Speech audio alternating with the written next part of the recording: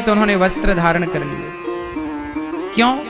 सुखदेव जी को देखकर उन्हें शर्म नहीं आई, क्योंकि सुखदेव मुनि ऐसे हैं जिन्होंने ब्रह्मा की सृष्टि में काम और क्रोध को जीत रखा है। मैया मैया सुनो मेरी मां ध्यान से। अच्छा ये बताओ, काम और क्रोध को जीत पाना संभव है? क्यों? क्यों मेरी मां? मैया भैया, काम और क्रोध को जीत पाना संभव है? जोर से। नहीं, नहीं है संभव।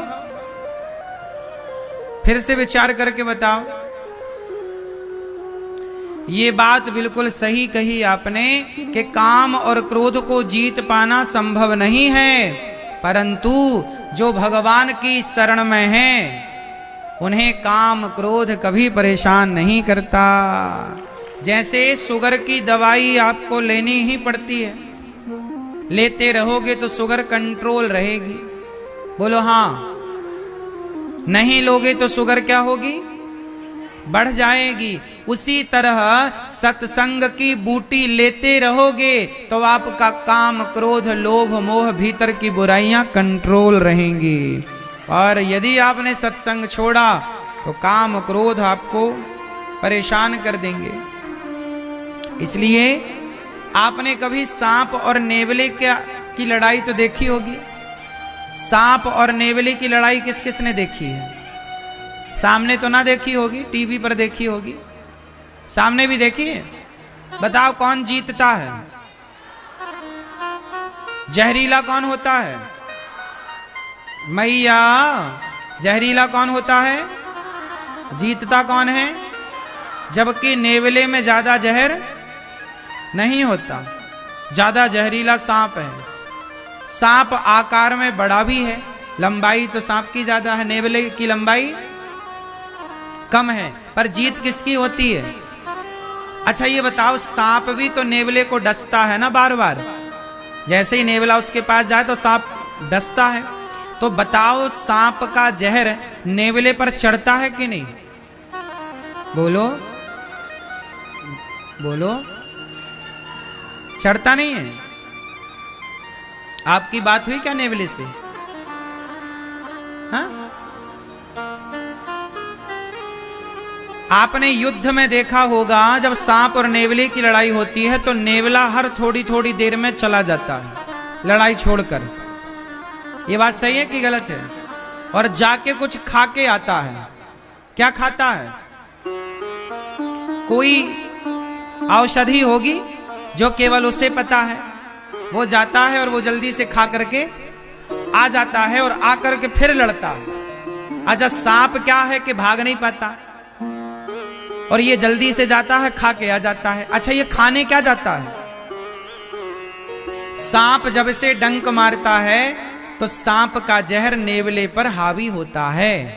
जब सांप का जहर नेवले पर हावी होने लगता है तब जाता है नेवला भागकर, वो बूटी खा के आता है। वो बूटी उस जहर को समाप्त कर देती है, सांप के जहर को।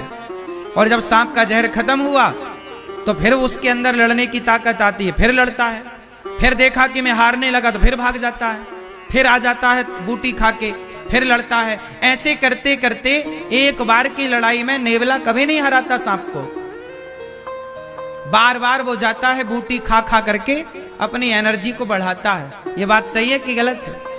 अब जरा इसे ध्यान से सुनो। जैसे नेवला बार बार जाता है और संजीवनी वो कुछ बूटी खा के आता है और सांप को एक दिन युद्ध में हरा ही देता है, उसी तरह ये कलयुग है उस सांप की तरह। ये काम है, क्रोध है, लोभ है, हमारे भीतर तमाम बुराइयां वो सांप की तरह डंक मार रही हैं। जब काम डंक मारता है ना तब आदमी कामी होकर के अंधा हो जाता है, जिसे कहते हैं कामांध। कामी व्यक्ति अंधा हो जाता है, हाँ या ना? अच्छा क्रोधी व्यक्ति भी अंधा होता है कि नहीं? जब क्रोध आता है तो दिखना बंद हो जाता है और क्रोध में वो रिश्ते भूल जाता है, सब कुछ भूल जाता है और बोलता ही चला जाता है। तो जैसे काम व्यक्ति को अंधा बना देता है, क्रोध व्यक्ति को अंधा बना देता है, हाँ या ना? लोभ व्यक्ति को अंधा बना देता है। लोभ अंधा बना देता है, तभी तो लोभ के वशीभूत लोग पैसे लेकर के मार तक डालते हैं। नहीं मार डालते, अब छोटे छोटे बच्चों का भी लोग किडनैप कर लेते हैं, अपहरण कर लेते हैं, पैसे की फिरौती मांगते हैं, नहीं देने पर बच्चों को मार देते हैं। बच्चे से उनकी क्या दुश्मनी थी, वो अंधे हो गए, उन्हें ये भी नजर नहीं आया कि ये बच्चा है, ये रो रहा है। अंधे हो गए। किसने अंधा कर दिया? बोलो बोलो। लोभ ने अंधा कर दिया, काम ने अंधा कर दिया। तो सुनो, जैसे सांप ने जहर से बार बार डंक मारा, बार बार काटा, तो जहरीला सांप जब नेवले से लड़ता है तो नेवले पर प्रभाव तो पड़ता है, पर वो जाकर के खा के बूटी आता है। वरना नेवला मर जाए, सांप जीत जाए, यदि बूटी ना खाए तो। उसी तरह संसार की काम, क्रोध, लोभ की बुराइयां आपको रोज डस रही हैं, हाँ या ना? आपको क्या कर रही हैं रोज? बोलो। काम, क्रोध, लोभ की बुराइयां रोज आपको डस रही हैं, और एक दिन ये बुराइयां तुम्हें मार डालेंगी। एक दिन ये काम, क्रोध, लोभ और ये बुराइयां तुम्हें मार डालेंगी। इसलिए क्या करो, जैसा नेवला भाग कर जाता है, बूटी खा के आ जाता है, ऐसे आप भी संसार में रहो। काम, क्रोध तो तुम्हें डस ही रहे हैं, लेकिन हर थोड़ी थोड़े दिनों में संतों के पास जा जाकर सत्संग की बूटी चख लिया करो, सत्संग कर लिया करो। भगवान की कथाओं की बूटी ग्रहण करते रहोगे तो तुम जीत जाओगे, और ये काम, क्रोध, लोभ का सांप हार जाएगा, वरना आप हार जाओगे। इसलिए कहते हैं संतों के वाणी में भागवत सुना करो, सत्संग किया करो, तो जीत आपकी होगी। जो आज के युवा सत्संग नहीं करते ना, वो युवा बिगड़ गए। आजकल के लड़के ना, जैसे आप लोग कुंभ नहाने आए हो ना, ऐसे लड़के लड़कियां जाते हैं कहीं घूमने फिरने बाहर, वो कहते हैं हमारा यही कुंभ है। मौज मस्ती करने पराई लड़की पराई पुरुष के संग घूमते हैं, लिव इन जिसे आप लोग कहते हैं, हाँ या ना? क्यों? क्योंकि उन्हें काम ने डस लिया है। जो आदमी, जो लड़का लिव इन में रह रहा है, इसे किसने डसा है? बोलो। काम वासना ने, लोभ ने नहीं, काम वासना ने। काम वासना ने ऐसा डसा कि विवाह अभी नहीं हुआ और लड़कियों के और लड़कों के संग रहने लग गए, संबंध बनाने लग गए,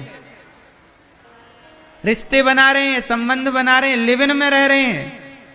अभी शादी नहीं हुई, जबकि हमारे यहाँ विधान है कि बिना विवाह के पराई स्त्री पराई पुरुष का, जब तक आपका विवाह ना हो जाए, पत्नी ना जाए, पति ना जाए, तब तक आप अपने इच्छाओं को, वासनाओं को कंट्रोल रखिए, ब्रह्मचर्य का पालन कीजिए। पहला आश्रम ब्रह्मचर्य आश्रम है, फिर दूसरा है गृहस्थ, फिर तीसरा है वानप्रस्थ, फिर चौथा है सन्यास। लेकिन आजकल के लड़का लड़की शादी के पहले ही रहने लग जाते हैं, तो कौन डस रहा है इन्हें? जोर से काम वासना इस तरह आदमी पे हावी हो गई कि आदमी भूल गया कि ये छोटी 5 साल की बच्ची है कि 3 साल की बच्ची है, अंधा हो गया। छोटी छोटी बच्चियों के साथ भी तो दुराचार की आप लोग समाज में चर्चाएं सुन लेते हो। क्यों हो रहा है ये? क्योंकि व्यक्ति अंधा हो गया। किसने डस लिया? काम वासना ने।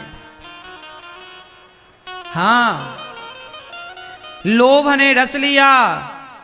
पैसे लेकर माँ बाप के बच्चे अपने माँ बाप को घर से निकाल दे रहे हैं। पैसा है माँ बाप के पास तो बच्चे सेवा करते हैं माँ बाप की, पैसा नहीं तो माँ बाप को लोग वृद्धाश्रम छोड़ आते हैं।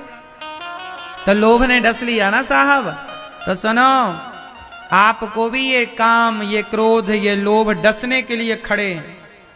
आप भी अपना कल्याण चाहते हो तो आप भी और अपने बच्चों को भी सत्संग से जोड़ दो। मैं गारंटी लेता हूं कि आप रोज सत्संग करेंगे, भले एक घड़ी आधे की पुनियाद, एक घड़ी मतलब 24 मिनट, आधे घड़ी मतलब 12, आधे की पुनियाद मतलब 6 मिनट, 6 मिनट भी सत्संग कर लोगे आप, संतों की वाणियां सुन लोगे आप, तो मुझे विश्वास है कि जैसे जरा सी देर में नेवला बूटी खा के आ जाता है और उसके अंदर का जहर समाप्त हो जाता है उस बूटी से, उसी प्रकार आप जब सत्संग करते हो ना तो आपके भीतर जो काम क्रोध का जहर है वो समाप्त हो जाता है और आप सत्संग से व्यक्ति निष्पाप हो जाता है। ये जो गंगा मैया है ना, ये भी पाप धुलती हैं, ये भी गंगा मैया है, ये भी एक गंगा है। और सत्संग करना भी क्या है, वो भागीरथी गंगा है, ये भागवती गंगा है। वो भागीरथी गंगा है और ये कौन सी गंगा है, भागवती। इसलिए भागीरथी गंगा में स्नान करना है, पर भागवती गंगा मतलब सत्संग की गंगा में। किस गंगा में, सत्संग की गंगा में डुबकी लगाओगे तो तुम्हारे भीतर जितना भी जहर है, काम का जहर, क्रोध का जहर, लोभ का जहर, बुराइयों का जहर, वो जहर इस सत्संग के जल से साफ हो जाएगा, निर्मल हो जाएगा, सारा पाप ताप संताप समाप्त हो जाएगा और व्यक्ति पापात्मा से पुण्यात्मा हो जाए। इसलिए कहते हैं ना, भागवत सुनो, सत्संग करो, तभी ना पापात्मा से पुण्यात्मा होएगा। अच्छा ये बताओ, शरीर में रोग फैल चुका है तो क्या करना पड़ेगा, परहेज करते हुए जो डॉक्टर वैद्य जी औषधि दें, नियमित रूप से औषधि लेते रहिएगा, परहेज करते रहिएगा, एक दिन आपके शरीर में फैला हुआ रोग कंट्रोल होगा कि नहीं। अच्छा, रोग कंट्रोल होता है कि नहीं, यदि इलाज ना किया जाए तो मार डालता है रोग, लेकिन दवाई समय पर कर ली जाए तो कंट्रोल भी तो होता है। उसी तरह काम वासना एक रोग है, क्रोध एक रोग है, लोभ एक रोग है। ये आप पर हावी तब हो जाते हैं जब ये तो बीमारी तो हावी हो रही है पर आपने कोई उपचार नहीं किया। क्या नहीं किया, क्या नहीं किया, उपचार नहीं किया। सत्संग करते रहिएगा, गारंटी लेता हूं काम वासना कभी तुम पर हावी नहीं हो सकती। सत्संग करते रहिएगा, क्रोध कभी तुम पर हावी नहीं हो सकता। सत्संग करते रहिएगा, लोभ कभी हावी नहीं होगा। लोभ तब हावी होता है जब आप सत्संग नहीं करते। ये समाज बिगड़ कौन लोग रहे हैं, जो सत्संग करने वाले हैं, जो संतों से जुड़े हैं, जो सत्संग करते हैं, वो लोग नहीं बिगड़ रहे हैं। जो सत्संग से नहीं जुड़े वो लोग बिगड़ रहे हैं। तुमने आंगन नहीं बुहारा, कैसे आएंगे भगवान। चंचल मन को नहीं सवारा, कैसे आएंगे भगवान। हाँ,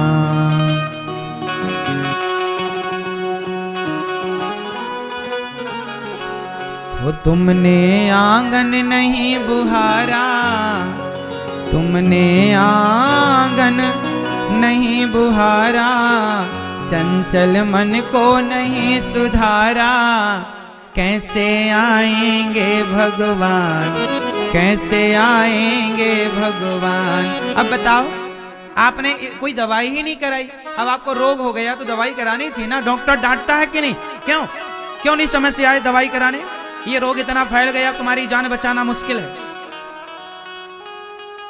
तो जान बच जाती ना, तुम समय से आ जाते, ये तुम्हारे बच्चे बच जाते, तुम समय से नहीं सत्संग से जोड़ देते, तो सत्संग से जोड़ देते, संतों से जोड़ देते, तो तुम्हारी ये युवा पीढ़ी भटकती ना।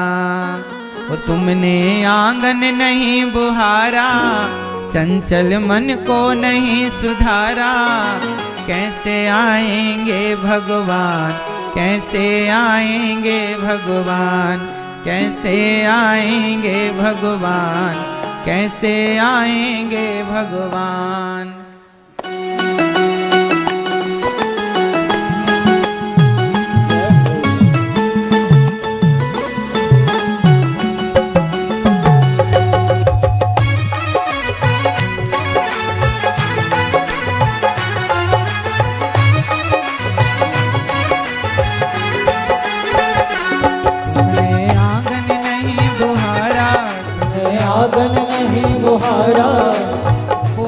समझते हो ना, झाड़ू लगाना। तुमने आंगन नहीं बुहारा, तुमने आंगन नहीं बुहारा, चंचल मन को नहीं सुधारा, चंचल मन को नहीं सुधारा। कैसे आएंगे भगवान, कैसे आएंगे भगवान, कैसे आएंगे भगवान, कैसे आएंगे भगवान। अच्छा एक बात बताओ, कुत्ता बैठता है तो पूंछ से साफ करता है ना, तो जैसे हृदय में आप भगवान को बिठाना चाहते हो, पहले वो मन तो साफ करो ना मेरी माँ। तो कहाँ झाड़ू लगाने की बात कर रहा हूँ मैं, घर पर नहीं। घर पे तो आपका साफ सुथरा है, ये वाला घर जिंदगी एक किराए का घर है, ये वाला घर। तुमने आंगन नहीं, आंगन मतलब ये हृदय, तुमने आंगन नहीं बुहारा, तुमने आंगन नहीं बुहारा, चंचल मन को नहीं सुधारा, चंचल मन को नहीं सुधारा। कैसे आएंगे भगवान, कैसे आएंगे भगवान, कैसे आएंगे भगवान, कैसे आएंगे भगवान।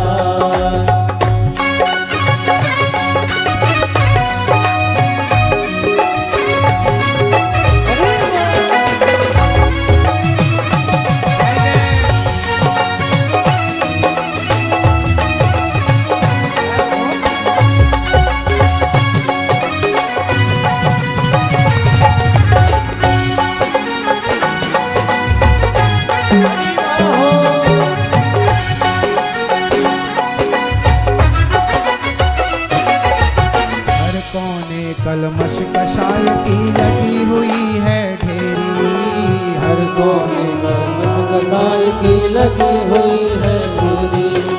नहीं ज्ञान की किरण कहीं भी, हर कोठरी अंधेरी, नहीं ज्ञान की किरण कहीं भी, हर कोठरी अंधेरी।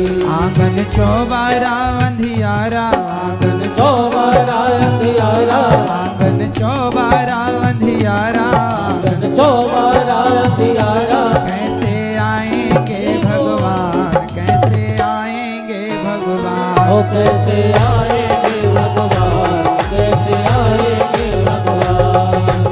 आंगन नहीं बुहारा, आंगन नहीं बुहारा, चंचल मन को नहीं सुधारा, चंचल मन को नहीं सुधारा। कैसे आएंगे भगवान, कैसे आएंगे भगवान, कैसे आएंगे भगवान, कैसे आएंगे भगवान।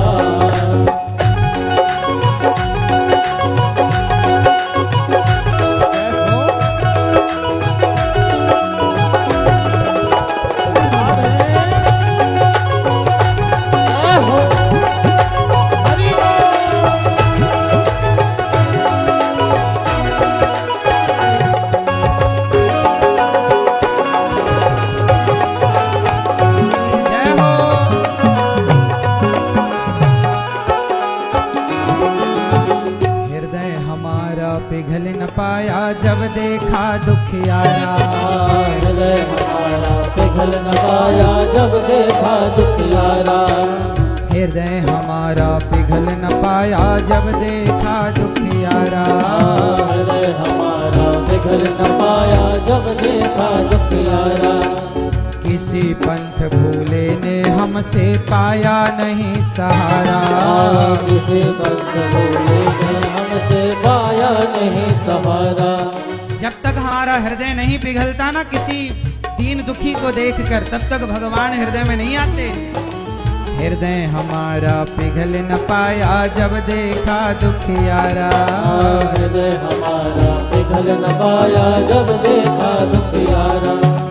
किसी पंथ भूले ने हमसे पाया नहीं सहारा, किसी पंथ भूले ने हमसे पाया नहीं सहारा। सूखी है करुणा की धारा, सूखी है करुणा की धारा, सूखी है करुणा की धारा, सूखी है करुणा की धारा। कैसे आएंगे भगवान, हरि कैसे आएंगे भगवान, कैसे आएंगे भगवान, कैसे आएंगे भगवान, कैसे आएंगे भगवान, कैसे आएंगे भगवान, कैसे आएंगे भगवान, कैसे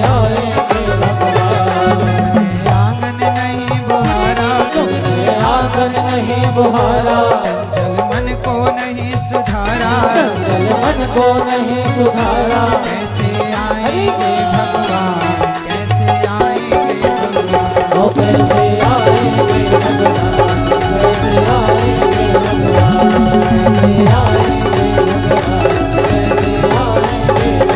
ओ कैसे आएंगे भगवान, कैसे आएंगे भगवान, ओ कैसे आएंगे भगवान, कैसे आएंगे भगवान, ओ कैसे आएंगे भगवान, कैसे आएंगे भगवान।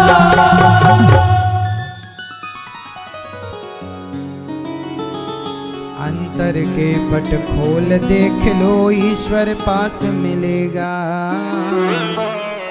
हर प्राणी में ही परमेश्वर का आभास मिलेगा। वो सच्चे मन से नहीं पुकारा, सच्चे मन से नहीं पुकारा, कैसे आएंगे भगवान, कैसे आएंगे भगवान, कैसे आएंगे भगवान, कैसे आएंगे भगवान। तो भगवान हृदय में तब विराजेंगे ना जब हृदय हमारा पवित्र होगा मेरी माँ।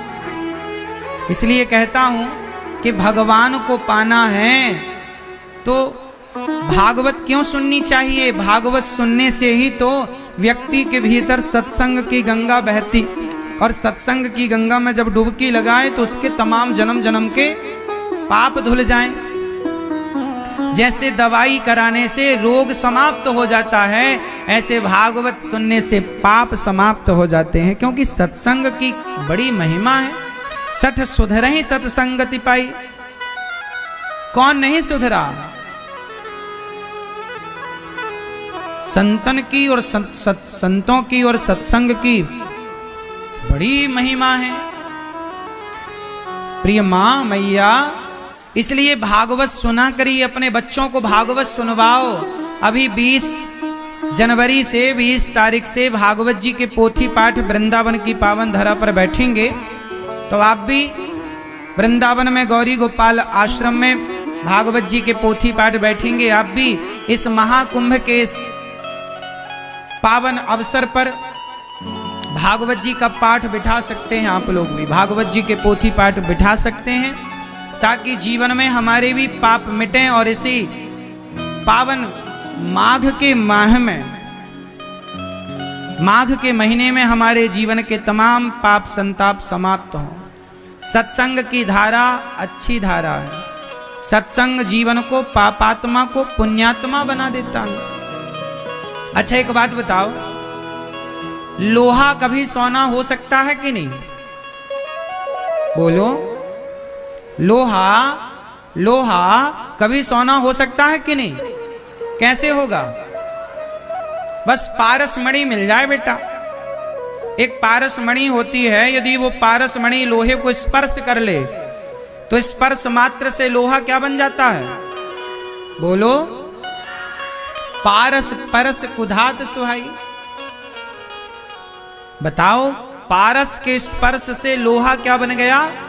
हाँ, कितना भी बड़ा पापी हो, ये मानवः पाप कृतस्तु सर्वदा सदा दुराचार रता विमार्ग गाहा क्रोधाग्नि दग्धः कुटिलाश्च कामिनः सप्ताह यज्ञेन कलौ पुनन्ति ते। जैसे लोहा पारस के स्पर्श से सोना बन जाता है, ऐसे कितना भी बड़ा पापात्मा पापी हो, भागवत सुनने से वह पुण्यात्मा हो जाता है। ये भागवत जी की महिमा है। भागवत सुनने से आपके भीतर के दोष समाप्त हो जाते हैं और आप निर्दोष हो जाते हैं।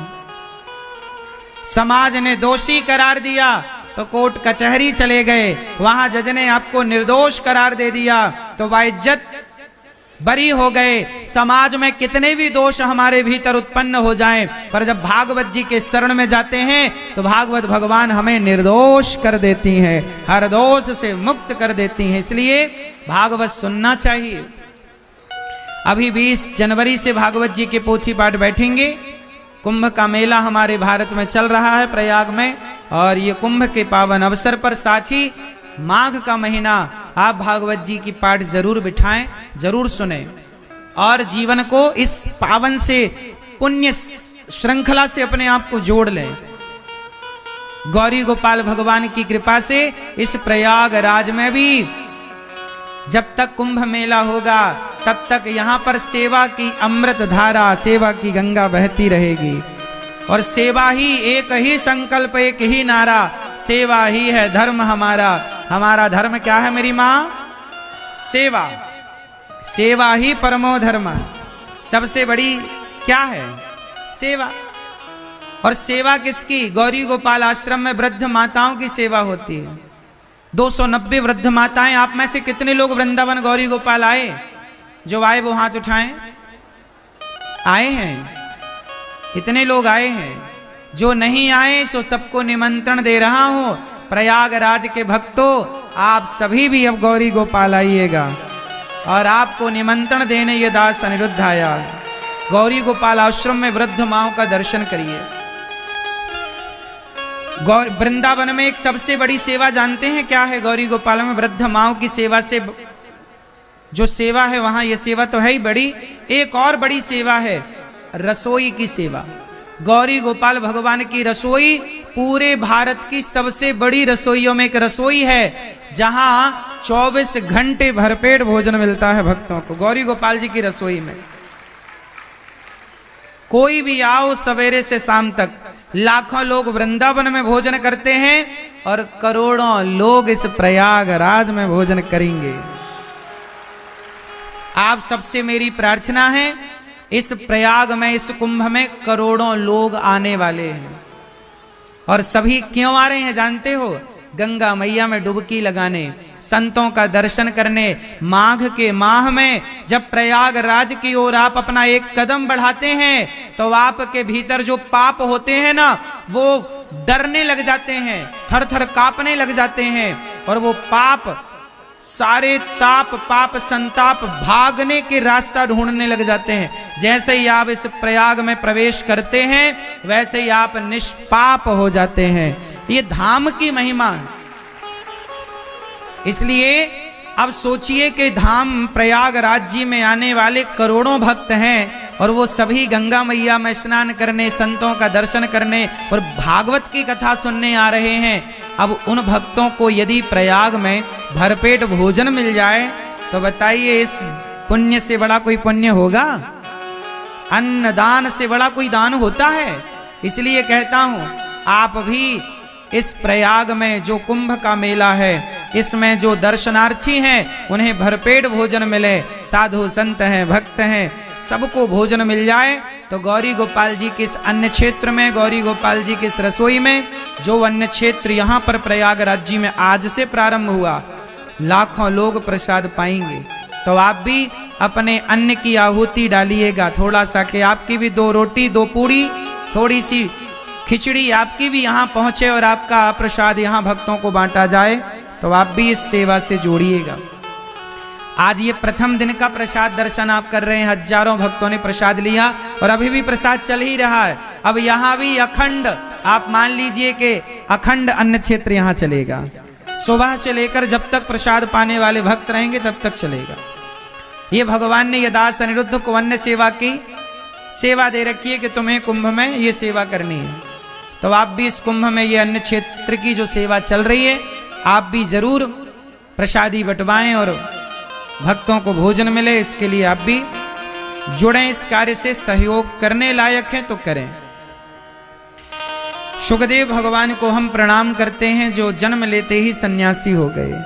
सूत जी महाराज जब 88,000 संतों के बीच में पहुंचे, शौनक आदि ऋषियों ने खड़े होकर सम्मान किया। सूत जी से शौनक आदि ऋषियों ने कहा कि गुरुदेव हमें कथा सुनाइए। कौन सी कथा सुनाए? भक्ति ज्ञान विरागाप्तो विवेको वर्धते महान, माया मोह निरासश्च वैष्णवै क्रियते कथम। भक्ति, हे गुरुदेव भगवान हमें ऐसी कथा सुनाइए कि हमारी भक्ति बढ़ जाए। क्या बढ़ जाए? जोर से, भक्ति बढ़े और ज्ञान बढ़ जाए। हमारी क्या बढ़ जाए? ऐसी कथा सुनाओ कि हमारी भक्ति बढ़े, हमारा ज्ञान बढ़े, हमारा वैराग्य बढ़ जाए। सूत जी ने कहा सुनो, हम आपको देवताओं को भी जो दुर्लभ कथा है वह कथा सुनाएंगे। सर्व वेदेतिहासानाम सारम सारम समुद्रतम। अच्छा एक बात बताओ, सूत जी महाराज ने कथा सुनाई कि एक बार देवर्षि नारद जी ने भी, एक बार स्वर्ग के राजा इंद्र ने भी ये भागवत सुनी। एक बार स्वर्ग के राजा इंद्र परीक्षित जी के पास आए, सुखदेव भगवान से प्रणाम करते हुए कहा कि ये सुखदेव जी से कहा कि स्वर्ग का अमृत राजा परीक्षित जी को पिलाओ और ये कथा का अमृत आप हमें पिलाओ। कौन सा अमृत किसे पिलाएं? मैया थोड़ा आप लोग आगे आगे खिसकाओ ना, तो पीछे वाले भक्त और बैठ जाएंगे।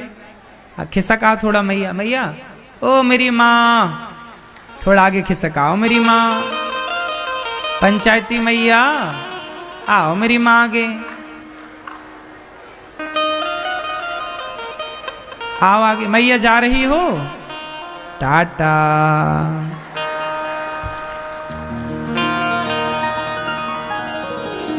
टाटा। बैठो। सब लोग खिसक, मैया खिसक लो मेरी माँ आगे।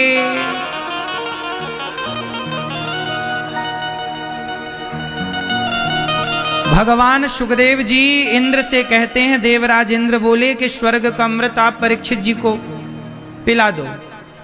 तो सुखदेव भगवान ने परीक्षित जी से कहा, परीक्षित जी आप स्वर्ग का अमृत पियोगे? परीक्षित जी ने कहा, प्रभु मुझे अमृत की कोई कामना नहीं। तब कथा अमृतम, हमारे लिए तो कथा ही अमृत है, हम कथा के अतिरिक्त तो कोई अमृत पीना नहीं चाहते। तब सुखदेव भगवान ने इंद्र से कहा, इंद्र तुम्हारे स्वर्ग के अमृत को पीने वाला इस मृत्यु लोक में कोई नहीं है। जिसे कथा का अमृत मिले उस स्वर्ग का अमृत क्यों पिए? क्वा सुधा क्वा कथा लोके क्वा कांचा क्वा मणिर्महान। तुम्हारे स्वर्ग का अमृत है कांच का टुकड़ा और भागवत जी हैं मणि। अब भागवत के आगे स्वर्ग के अमृत की क्या तुलना। स्वर्ग का अमृत पी लेने से ना लोग स्वर्ग को पाते हैं, पर भागवत सुन लेने के बाद लोग स्वर्ग को नहीं भगवान को पा लेते हैं, जिनके रोम रोम में करोड़ों स्वर्ग बस रहे।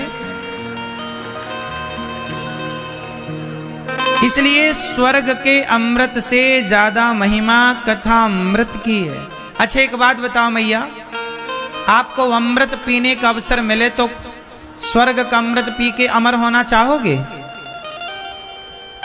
क्यों मैया, आप अमृत पियोगे स्वर्ग का? एक आदमी था, एक बार क्या हुआ, एक जंगल में एक सरोवर में वो गया और सरोवर का पानी पी लिया।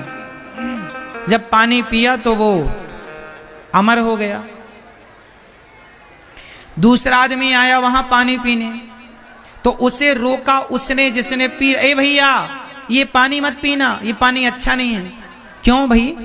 अरे जो पीता है वो अमर हो जाता है, देख मैंने पिया मैं अमर हो गया। अरे ये तो अच्छी बात है कि आप अमर हो गए। बोले नहीं, अमर हो जाना बहुत अच्छी बात छोड़ी है। अब सोचिए कि आप बूढ़े हो गए, चला नहीं जा रहा है, खटिया पर पड़े हैं, लेकिन आप मर नहीं सकते, तो बताओ ऐसी अमरता का करोगे क्या? आदमी तो ये सोचता है ना कि समय से मर जाएं, बहु जीना बहु जोतना क्यों ना मुसीबत होए। बहुत जीना भी अच्छा नहीं है। मैया, ओ सेल्फी वाली मैया, हो गई सेल्फी? सुनो मेरी माँ, अच्छा ये बताओ मैया, आप 100 साल की हो गई माना की, और 150 साल की हो गई, और आपसे अब काम धाम नहीं हो रहा है, लेकिन आप अमर हैं, मरेंगी नहीं, और आपसे चला नहीं जा रहा है, पानी उठा के पिया नहीं जा रहा है, तो बताओ ऐसा अमर होना 100 बार करोड़ों बार मरने से ज्यादा है कि नहीं? बोलो हाँ। इसलिए मरना सबसे बढ़िया है। सबसे बढ़िया औषधि क्या है? मृत्यु। जो हर बूढ़ा चाहता है। हर बूढ़ा मतलब 80 साल तक नहीं, 90 साल। यदि आपके हाथ पांव बढ़िया है तो आप कभी नहीं मरना चाहेंगे। लेकिन जर्जरता जब आती है, जब व्यक्ति बहुत वृद्ध हो जाता है, तब फिर उसे भी लगने लगता है कि हम मर जाएं। बात सही है।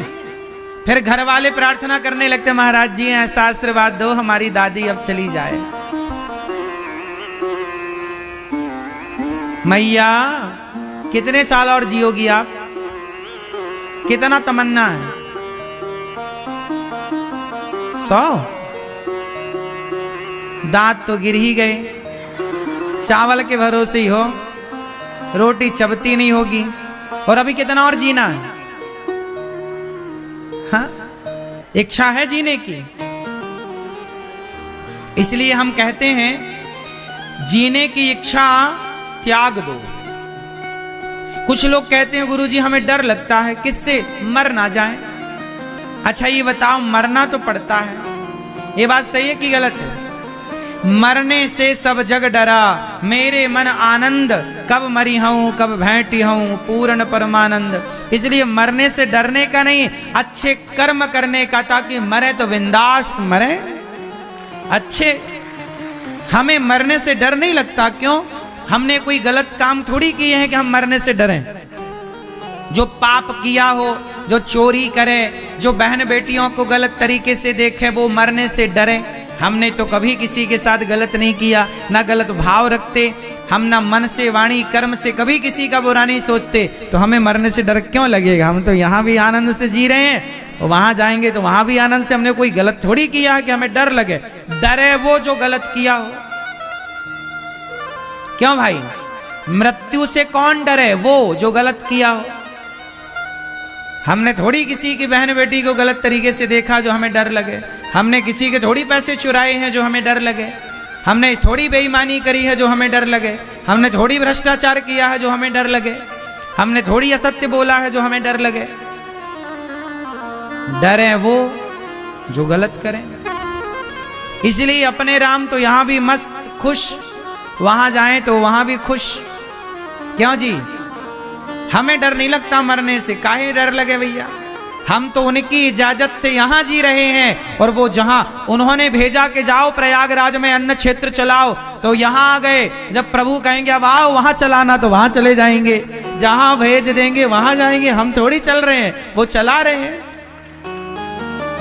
उन्होंने भेजा हमें वृंदावन, तो वृंदावन में अन्न क्षेत्र की सेवा भगवान ने दी, जाओ अन्न क्षेत्र चलाना। हमें बिहारी जी ने वृंदावन भेजा तो वृंदावन चले गए। भगवान ने प्रयागराज भेजा, प्रयागराज आ गए। जहां आगे भेजेंगे वहां जाएंगे। हाँ या ना?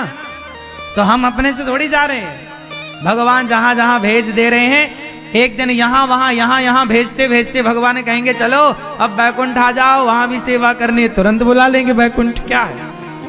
तो इसलिए मरने से वो डरे जो पाप किए हों। यदि आपको मरने से डर लगता है, इसका मतलब आपके भीतर पाप हैं। पाप है ना साहब, डरा रहे हैं आपको। तेरा क्या होगा रे कालिया, जो किया है भोगना पड़ेगा। बताओ, रावण को कर्म दंड भोगने पड़े कि नहीं? बोलो हाँ। दशरथ जी को भी कर्म दंड भोगने पड़े कि नहीं? दशरथ जी ने एक पुत्र को बाण मार दिया, श्रवण कुमार को। निरपराध, कोई अपराध तो था नहीं श्रवण कुमार का। जब मार दिया बाण, तो अंधा अंधी ने श्राप दे दिया कि जैसे मैं पुत्र के वियोग में बेटा तड़प रही हूं ना, और तड़प रहा हूं, ऐसे तुम भी पुत्र के वियोग में तड़प तड़प करके मर जाओगे। भगवान के बाप को कर्म दंड भोगना पड़ा, तो भैया रे हम और तुम थोड़ी बचेंगे। कौन बचा है? भगवान के पिता नहीं बचे।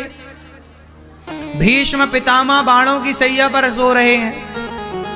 कहां सो रहे हैं? मैया इधर चली तू उधर चली, पता नहीं अब किधर चली। बैठो मेरी मां। अच्छा ये बताओ, भीष्म पितामह किसकी सैया पर लेटे? किसकी? बाणों की। काहे लेटे भैया, क्यों लेटे? कर्म दंड है। क्या है ये? जोर से, हाँ, यही है कर्मों का खेल।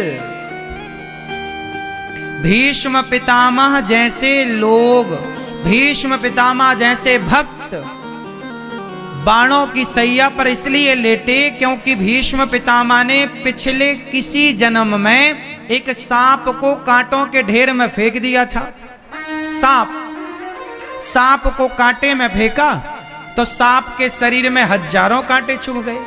बबूल का कांटा रहा होगा, बबूल के कांटों का ढेर रहा होगा, कांटे कांटे चुभ गए और सांप बेचारा तड़प तड़प करके मर गया। जब भीष्म पितामह के द्वारा एक सांप को कांटों का ढेर मिला, कांटों की सैया मिली, तो वही पाप पितामह के पीछे पड़ गया। वही कर्म, तुमने कर्म किया ना, कर्म हाथ से उठाया और कांटे के ढेर में फेंक दिया, कर्म तो हुआ ना। वही कर्म अब तुम्हारा पाप बनकर तुम्हारे संग है। मौका मिला, भीष्म पितामह ने भरी सभा में द्रौपदी के कपड़े उतरते देख लिए, उस पाप को मौका मिल गया और इस शरीर में पाप आ गया। और भीष्म पितामह जैसों को भी बाणों की सैया पर लेट करके, कांटों की सैया पर सांप को सुलाया था, तो बाणों की सैया पर लेट करके पाप का दंड भोगना पड़ा, कर्म दंड भोगना पड़ा। जब भीष्म पितामह जैसे लोग ना बचे तो मैया बचोगी जो दिन भर झूठ बोलती हो, बहू की चुगली करती हो, दिन भर बहू की चुगली, दिन भर सास की चुगली। बहुएं समय काहे गवाती हो? चिंतन कर लो भगवान का। हर समय भगवान धाम में बैठे हो ना, तो हर समय श्रीमन नारायण श्रीमन नारायण। बिल्कुल यहाँ वहां की बातें ना करना, यहाँ धाम में आकर हर समय बस भगवान का चिंतन, श्रीमन नारायण श्रीमन नारायण। कोई कितना भी रुपया कमाए, कितना भी पैसा कमाए, काम कौन आएगा? भगवान का। अंत में लोग क्या बोलते हैं? राम नाम। हाँ, पैसा सत्य है नहीं बोलता कोई, प्रॉपर्टी सत्य है नहीं बोलता कोई। तुमने जीवन में राम नाम जपा नहीं तो लोग बोलते हैं राम नाम। इसलिए कहता हूं राम ही सत्य है, इसलिए राम नाम जीते जी जप लो, खूब नाम जपो। सीताराम सीताराम श्रीमन नारायण श्रीमन नारायण। अच्छे कर्म कर लो। तो ये दास अनिरुद्ध को मुझे बिल्कुल भी डर नहीं लगता मरने से, हम तो भगवान के गुलाम हैं। उन्होंने कहा जाओ प्रयागराज आ गए, कहेंगे जाओ वहां चले जाएंगे। आप भी भगवान के आश्रित रहो और 3 चीजों से बचो। बोलो मनसा, बोलो मनसा वाचा कर्मणा। मनसा मतलब मन से, मनसा मतलब मन से किसी के बारे में गलत ना सोचो, क्योंकि आप कई बार करते नहीं है गलत, पर सोच लेते हैं यार उसका ऐसा हो जाए, उसका वैसा हो जाए। किया नहीं लेकिन सोचा, तो वो भी तो पाप है ना। आपने सोचा क्यों? जैसे मैया एक बात बताना, जैसे आपका ब्याह हो गया और कोई दूसरा पुरुष नजर आया बड़ा सुंदर, आपको लगा काश ये आदमी हमारा पति होता, इससे काहे जल्दी कर लिया ब्याह, थोड़ा रुक जाते तो ये वाला मिल जाता। अच्छा बताओ, यदि ऐसा विचार आ जाए आपके अंदर कि ये वाला क्यों, ये वाला क्यों नहीं, तो ये आपने किया कुछ नहीं, उस आदमी को छुआ नहीं, ना उस आदमी के पास आप गई, लेकिन सोच लिया कि ये पति नहीं, काश ये मेरा पति होता तो कितना अच्छा होता। आपने पराये मर्द के बारे में केवल सोचा, तो बताओ सोचा ना, तो ये पाप किया कि पुण्य किया? वो पुरुष लोग सोचें कि यार थोड़ा और रुक जाता तो ये वाली दुल्हन मिल जाती, ये लड़की मिल जाती। आपने किया कुछ नहीं, लेकिन पराई स्त्री के बारे में सोचा, तो बताओ ये पाप किया कि पुण्य किया? हाँ, आपने किया नहीं, केवल अच्छा आपने सोचा कि पड़ोसी के घर में ये हो जाए, आग लग जाए, नुकसान हो जाए, किया कुछ नहीं, हुआ नहीं, लेकिन सोच लिया, किसी के लिए आपने गलत सोचा। कि उसका नुकसान हो जाए, उसके घर में ऐसा हो जाए, किया नहीं, पर सोचा। तो सोचने से पुण्य मिला कि पाप मिला? इसी को कहते हैं मानसिक पाप। कौन सा पाप? मनसा। कौन सा? कौन सा? हाँ, किसी के बारे में मन से भी गलत ना सोचो, बचो। यदि सोचा भी है तो वो भी पाप है। इसे कहते हैं मनसा। कौन सा? मनसा पाप। अच्छा, मनसा पुण्य भी होता है। मनसा पुण्य कैसा होता है? जैसे आपने मन से सोचा कि मैं प्रयागराज जाऊं, मैं प्रयागराज जी जाकर के वहां स्नान करूं। आप सोच रहे हैं कि काश मैं भी जाता प्रयागराज, गंगा नहाता, संगम नहाती, दर्शन करती, कथा सुनता। आप आ ना सके पर सोचा। तो सुनो, भले आप नहीं आ सके पर सोच लिया तो आपको पुण्य पूरा प्राप्त होगा। यह है मनसा। मनसा पाप भी होता है और मनसा पुण्य भी होता है। बात सही है कि गलत है? जैसे आपने मन से सोचा कि काश हमारे पास पैसा होता तो हम भी अपनी तरफ से प्रयागराज जी में जो गौरी गोपाल का अन्न क्षेत्र लगा है, हम भी अपनी ओर से थोड़ा अन्नदान करते। आपने किया नहीं, केवल सोचा। तो सोचा ना तो आपको अन्नदान करने का पुण्य मिलेगा, क्योंकि सोचा ना। इसी को कहते हैं मनसा। आप यमुना नहाए नहीं पर काश में वृंदावन जाती, काश में वृंदावन में यमुना जी बिहारी जी को दर्शन करता, काश में गंगा। पिता नारायण नारायण नारायण, सतगुरु सतगुरु जय हो, सतगुरु नारायण नारायण नारायण, सतगुरु नारायण नारायण नारायण। बोलिए लक्ष्मी नारायण भगवान की जय। तो बात कर रहे थे मनसा वाचा कर्मणा।